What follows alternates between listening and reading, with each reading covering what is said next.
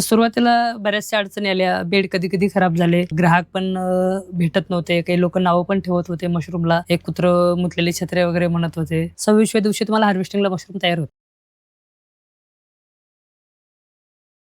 नमस्कार मंडळी, मी सूरज मुके तुमचं फार्मिंग बाबाजी चॅनलवरती स्वागत करतो. तुम्ही मागं बघताय हे पाचटाचं शेड आहे आणि ह्या पाचटाच्या शेडमध्ये मशरूमची शेती केली जाते. ते पण कोणत्याही मेट्रो सिटीच्या जवळ नाही, कोणतं मोठं शहर नाही, इथं जवळ तालुका आहे, तालुक्याच्या जवळ या ठिकाणी विक्री करत आहेत. खूप कमी खर्चामध्ये यांनी मशरूम शेतीची सुरुवात केलेली. संपूर्ण माहिती ह्या व्हिडिओमध्ये पाहणार आहे. जर तुम्हाला व्हिडिओ आवडत असेल तर कमेंट सेक्शनच्या बाजूला हाईपचं बटन आहे, त्यावरती क्लिक करा, कारण की त्याने जास्तीत जास्त लोकांपर्यंत व्हिडिओ पोहोचायला मदत होईल. माझं नाव ज्ञानेश्वर यशवंत सगळे, मुक्काम पोस्ट तलवाडा रोड, बागपिंपळगाव, तालुका गेवराई, जिल्हा बीड. पाचटाच्या शेडमध्ये मशरूमची शेती चालू केलेली आहे. ही कधी केली होती आणि कसं काय मशरूमच्या शेतीमध्ये आले? तसं 2019ला आपण गोठा बनवलेला आहे. म्हणजे पहिला गोठा बनवला होता? पहिला गोठा बनवला आपण गुरांचा आपला. हा, गुरांसाठी नाही, मशरूम साठीच बनवला. बरं. आणि मशरूम 2020 पासून सुरुवात आपली केलेली आहे. हा, म्हणजे पहिली ट्रेनिंग घेतली. हा, ट्रेनिंग घेतली. सुरुवातीच्या काळात थोडं लॉकडाऊनच्या काळामुळे थोडं मध्ये गॅप पडला होता. नंतर 24 पासून व्यवस्थित चालू आहे. आता 2024 पासून पुढे कंटिन्यू केलं. कंटिन्यू चालू. आता हे शेड बद्दल सांगा ना, म्हणजे शेड असं कमी खर्चामध्ये बांधलेलं आहे, कशा प्रकारे बांधलं आणि यावरती पत्रा का नाही टाकलं तुम्ही? आता तसं पाहिलं तर सर, मशरूम जर उद्योग करायचं म्हटलं तर तुम्हाला सर्वात महत्त्वाचं असतं टेम्परेचर आणि ह्युमिडिटी. हे दोन्ही जर तुम्ही मेंटेन ठेवत असाल तर मशरूम उद्योग आपण चांगल्या प्रकारे करू शकतो. आणि याच्यामध्ये आपण सुरुवातीला एक बांबू वापरलेत. बांबूवर आपण ताडपत्री टाकली आणि त्याच्यावर ऊसाचं पात्र टाकलेलं. बरं. हे किती बाय किती शेड आहे? 18 बाय 35चं शेड आहे. आणि किती खर्च आला तुम्हाला हे करायला? जवळपास एक 15 ते 20 हजारामध्ये शेड आपलं तयार झालंय. घरच्या घरीच बांधलं? हो, घरच्या घरीच. मंडळी, आपण आतमध्ये शेड मध्ये आलेले तर आतमधून बांबू टाकले जसं त्यांनी सांगितलं, आणि याच्यावरती ताडपत्री आहे ना? बरोबर. या सुरुवातीला आपण थोडं एक 10 फुटासाठी आपण एवढं हे नेट टाकलेलं आहे, कार्पेट. त्याच्यावर ताडपत्री, त्याच्यावर आपण पुष्टा टाकलेलं आहे. बरं. म्हणजे पात्र टाकलेलं आहे. आणि कमी खर्चामध्ये कोणाला करायचं असेल तर एकदम चांगलं आहे. उदाहरण कोणत्या जातीचं मशरूमची शेती झाली? याच्यामध्ये ऑयस्टर मशरूमचं आपण उत्पादन करतो. ती जात कोणती ऑयस्टर मधली? ऑयस्टर मधले ब्ल्यू, साजर काजू आणि पिंक, हे तिन्हीचे उत्पादन घेतो आपण. ऑयस्टरच का निवडलं तुम्ही करायला? नाही, तुम्हाला जर सांगायचं म्हटलं तर ऑयस्टरच मशरूम आहे की जे कमी खर्चामध्ये आपण उत्पादन करू शकतो. आणि सुरुवातीच्या काळात माझ्याकडे तर लाईट पण नव्हते. तर तुम्हाला मशरूम उत्पादन करायचं असेल कमी खर्चामध्ये तर ऑयस्टरचे, मिल्क बटन मशरूम वगैरे जर करायचं म्हटलं त्याला खूप खर्च येतो आणि ते खर्चिक आहे. ते आपण नाही करू शकणार. म्हणजे सामान्य व्यक्तींचं ते करू शकत नाही. बरोबर. आणि त्याला मोठा पण प्लांट लागतो. त्याला खूप मोठा प्लांट लागतो. त्याला खर्च पण आहे. तुमच्या साऱ्या सुख सुविधा पण तिथं पाहिजे असतात. इथं आपल्याकडे तर पाहिलं तर शेड बांधायला पण आपल्याकडे पैसे नव्हते, तर मग आपण तो उत्पादन कसं करू शकतो? बरोबर. मग कमी खर्चात कोणाला करायचं असेल तर ऑयस्टर मशरूमचे. हा, कमी खर्च. याला आर्द्रता किती लागते, टेम्परेचर किती लागतं? याला कमीत कमी 35च्या आत तुमचं टेम्परेचर पाहिजे आणि आर्द्रता एक 65, 70, 75, 80 चांगल्या प्रकारे मशरूम उत्पादन होतं. यामध्ये आपल्याला 65च्या पुढे आर्द्रता तुम्हाला रेग्युलर ठेवावं लागेल. तुम्ही जे पाणी मारता आता ते दिवसभरात किती वेळा मारायला लागतं? आता तुम्ही आर्द्रता कमी झाले, आम्ही 1-2 तासाला येऊन पाहतो. आर्द्रता कमी झाले की लगेच पाणी मारून घेतो. 2020ला अखिल भारतीय अळंबी संशोधन प्रकल्प, ॲग्रिकल्चर कॉलेज, महात्मा फुले कृषी विद्यापीठ, पुणे इथं आम्ही ट्रेनिंग घेतलं आणि तिथून पुढे उत्पादन सुरू केलं. आणि ते झाले देसाई सर, त्यांनी मला वेळोवेळी खूप मार्गदर्शन केलं. अडीअडचणी आल्या, काही कधी रोग वगैरे पडला, काही इन्फेक्शन आले, ग्रीन मोल्ड वगैरे आले, तर काय प्रॉब्लेम आहे, म्हणजे कसं काय त्याला उपाय करायचे, काय नाही, ह्या साऱ्या गोष्टी मी कधी 9ला बी संध्याकाळी फोन लावला, 8ला बी लावलं तरी त्यांनी फोन उचलायचे आणि मला मार्गदर्शन करायचं. तर मशरूम उत्पादनामध्ये मला त्यांचं खूप मोलांचं सहकार्य लाभलं. अळंबीचं उत्पादन कशा प्रकारे घेतलं जातं त्याबद्दल एक सांगा थोडक्यात. अळंबीचं उत्पादन आपण 200 लिटरच्या ड्रममध्ये 100-150 लिटर पाणी टाकतो. त्याच्यामध्ये फॉर्मलिन 22 टिन टाकून त्यामध्ये भुसा स्टरलाइज करायला ठेवतो. स्टरलाइज म्हणजे काय करायचं? निर्जंतुक करण्यासाठी. बरं. आणि 14-15 तास आपण त्याच्यात निर्जंतुक करण्यासाठी भुसा ठेवतो आणि त्यानंतर दुसऱ्या दिवशी आपण त्याला पाणी सोडून देतो आणि 70% ओलावा राहील त्यावेळेस तसं ठेवतो त्याला. त्याप्रमाणे पाणी सोडून त्याचं ओलावा टिकून ठेवतो 17%, 70%. नंतर त्याला पॅकिंग, स्पॉन आणि बियाणं पॅकिंग करून आपण डार्क रूममध्ये ठेवतो. असं बेड भरून असे बेड, हा असे बेड आपण डार्क रूम पण दाखवतो, काही अडचण नाही. चालतंय. आपण जो भुसा टाकतो तो कोणता कोणता टाकू शकतो? आपण गहू, सोयाबीन आमच्याकडे दोन्हीच उपलब्ध होतात, म्हणजे चांगल्या प्रकारे. कपाशीचा पण आपण वापरू शकतो, परंतु गहू आणि सोयाबीनचा मी रेग्युलर वापर करतो. मग तो भुसा आणि त्यानंतर त्याचे जे बियाणे असतात ते आपण सुरुवातीला याच्यामध्ये भरतो. आपण पॅकिंग करून डार्क रूम मध्ये 15 ते 18 दिवस ठेवतो, आणि नंतर मग हार्वेस्टिंग रूम मध्ये शिफ्ट करतो. 15 ते 18 दिवस इथंच ठेवता, पूर्ण बाजू पॅक करायची, हो हो अंधार करायचा याच्यामध्ये. हो हो हो. इथे ह्युमिडिटी किती लागते असं काय? इथं तुम्हाला 28 ते ह्युमिडिटीची आवश्यकता नाही, तर तुम्हाला टेम्परेचर 28 ते 30 पाहिजे. इथं पाणी मारायची गरज पडते? काहीच गरज पडत नाही. ह्याच्यामध्ये जो ओलावा असतो ऑलरेडी तो त्याच्यासाठी पुरेसा असतो. बर. आणि मग 18 दिवसाच्या आसपास झाले तर इथूनच आपण बेड बाहेर येतात. हा इथं. आता याच्यामध्ये जर आपण आणखीन एक गोष्ट वाटलं, आपण जर जे रॅक तयार केलेले आहेत ते आपण घरी टमाट्यासाठी बांबू होते आमचे, त्याच्याच आपण रॅक इथं बनवले. जे ब्लॅक रूम मध्ये एकदम कमी खर्चामध्ये जर करायचं म्हटलं तर आपण प्रत्येक गोष्टीमध्ये कसा पैसा म्हणजे कमी खर्चामध्ये करू शकतो, कसं करायचं, तर ते माझ्याकडे साऱ्या गोष्टी तुम्हाला पाहायला मिळतील.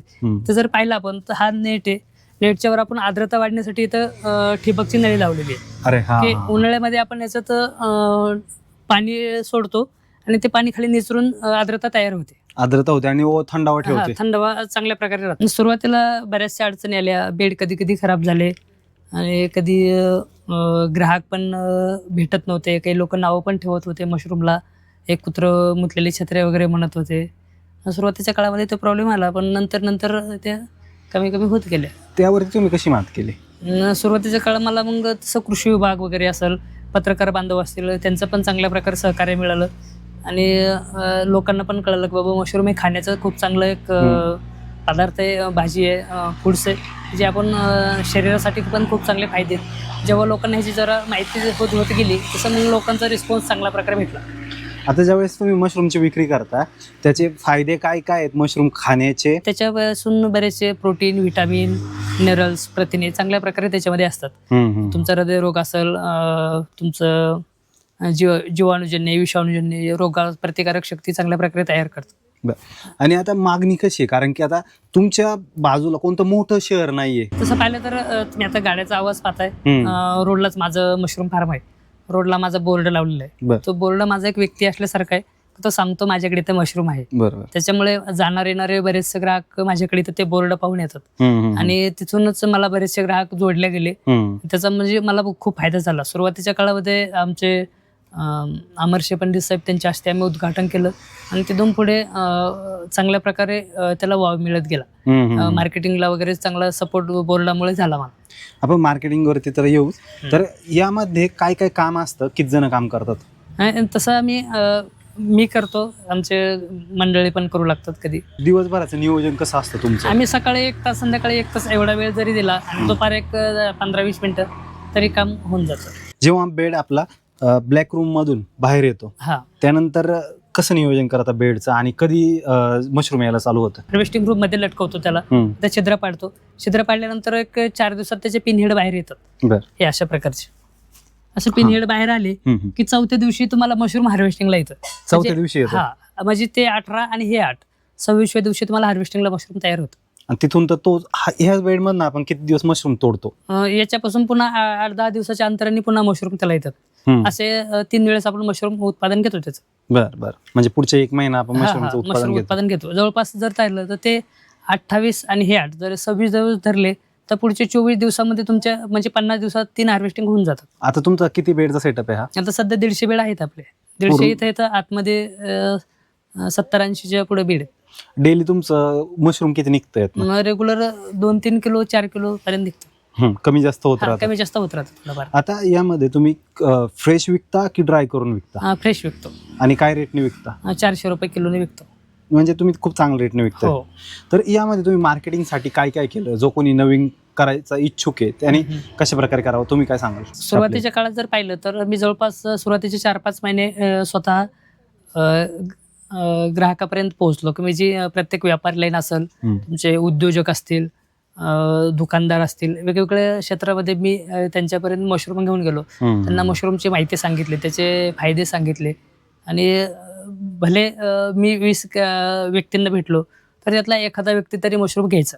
परंतु मला ह्याचं समाधान वाटायचं की चला मी आज 20 व्यक्तीपर्यंत ही माहिती दिली की मी मशरूम उद्योग उत्पादन करतो, बरोबर. हे त्यांना माहिती तर झालं. म्हणजे आपण लोकांपर्यंत जाणं गरजेचं आहे. जाणं जर गरजेचं आहे. कोणताही व्यवसाय केला तर आपण मार्केटिंगला तिथं पोहोचणं मार्केटिंगला गरजेचं आहे. स्वतः जर तुम्ही जर काळजी घेतली, सुरुवातीचे उत्पादन करायचं समजा जर तुम्ही म्हटले आज उत्पादन सुरू केले, तर सुरुवातीचे 4-5 महिने तुम्ही जर मार्केटिंगची काळजी घेतली तर तुम्हाला पुन्हा नंतर मार्केटिंग करायची जास्त गरज पडत नाही. तुम्ही पूर्णपणे वेळ याच्यावरती देता का याच्या व्यतिरिक्त अजून काय करता? नाही, ह्याच्या व्यतिरिक्त माझी शेती आहे 4-5 एकर, शेती बघत बघत मी हे करतो.